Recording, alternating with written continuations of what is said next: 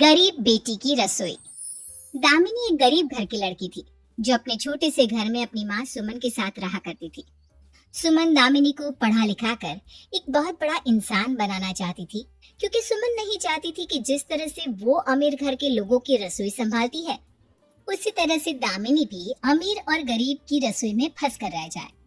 पर दामिनी एक नंबर की आलसी लड़की थी जो घर के कामों से अक्सर बचने की ही कोशिश किया करती थी। ऐसे ही हमेशा की तरह आज सुमन देर से आती है और अपनी बेटी को आराम करता देख उससे कहती है, दामिनी बेटा, इतनी रात हो चुकी है और तू अब तक आराम कर रही है। तूने अब तक खाना भी नहीं बनाया। अरे बेटा, कम से कम खाना तो बना लेती।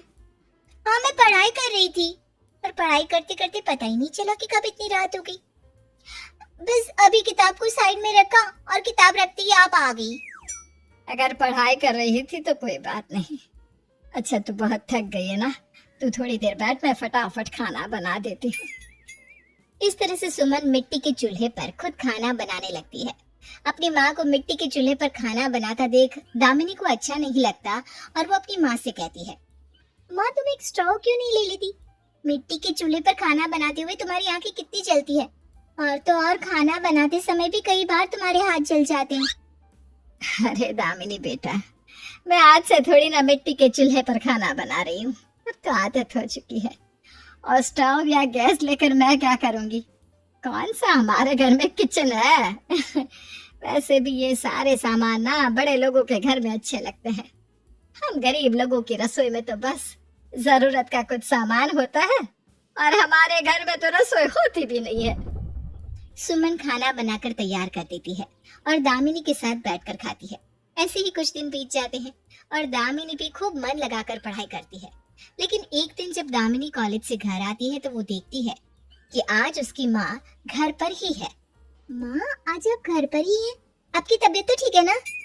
ठीक हूँ दामिनी बेटा, तू बता, तेरे एग्जाम कब से शुरू हो रहे हैं?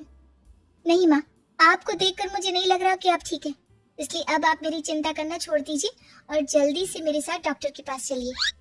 इतना बोलकर दामिनी अपनी माँ को डॉक्टर के पास ले जाती है, जहाँ डॉक्टर सुमन को बेड रेस्ट के लिए कहते हैं। तबीयत ज्यादा खराब होने की वजह से सुमन मालकिन के घर नहीं जा पाती। इस वजह से उसके घर में पैसों की दिक्कत होने लगती है। दामिनी अपनी माँ से कहती है, माँ, आप मुझे अपनी मालकिन उमा का एड्रेस दीजिए ना। जब तक आप बीमार हैं तब तक मैं उनके घर जाकर काम करूंगी। ये तो क्या कह रही है सुमन? मैं नहीं चाहती कि जिस तरह से मैं अमीर लोगों के घर में किचन साफ करती हूँ, खाना बनाती हूँ, उसी तरह से तू भी अमीर लोगों की रसोई साफ करे। बेटा, मैं तो चाहती हूँ कि तू भी पढ़ लिख कर बहुत अमीर बने। आप फिक्र मत कीजिए, मैं सब संभालूंगी और आपका सपना भी पूरा करूंगी। फिलहाल मेरा काम करना जरूरी है ना माँ? अब क्या था, दामिनी को सिर्फ और सिर्फ अपनी माँ की सेहत नजर आ रही थी, इसलिए बिना कुछ सोचे समझे दामिनी अपनी माँ की जगह उमा के घर जाती है। नमस्ते मालकिन, मैं सुमन की बेटी दामिनी हूँ। दरअसल कुछ दिनों से माँ की तबीयत खराब है और डॉक्टर ने उन्हें आराम करने के लिए कहा है। जब तक वो ठीक नहीं हो जाती तब तक आपके घर की रसोई मैं संभालूंगी। ठीक है, अंदर आ जाओ और रसोई में जाकर दोपहर के लिए खाना बना देना। घर में कुछ मेहमान आने वाले हैं। अब उमा दामिनी को रसोई का रास्ता बता देती है। लेकिन ये क्या, जब दामिनी रसोई में जाती है तो उमा का मॉडर्न किचन देखकर उसकी आंखें फटी की फटी रह जाती है। वो खुद से कहती है, मालकिन की रसोई कितनी बड़ी और सुंदर है। ऐसी रसोई तो मैंने सिर्फ टीवी और किताबों में देखी थी। मालकिन की रसोई इतनी बड़ी है जितना तो मेरा घर भी नहीं है। उनकी रसोई में फ्रिज, चिमनी, गैस, कपबोर्ड, कांच की ग्लास, कटोरियां और कितनी सारी चीजें हैं। और हम कितने गरीब हैं, रसोई में सिर्फ जरूरत की कुछ चीजें और मिट्टी का चूल्हा। दामिनी खड़ी होकर ये सब सोच रही थी कि तभी वहाँ उमा आ जाती है और दामिनी से कहती है, अरे बेटा, रसोई को ही देखती रहोगी या आप काम भी शुरू करोगी?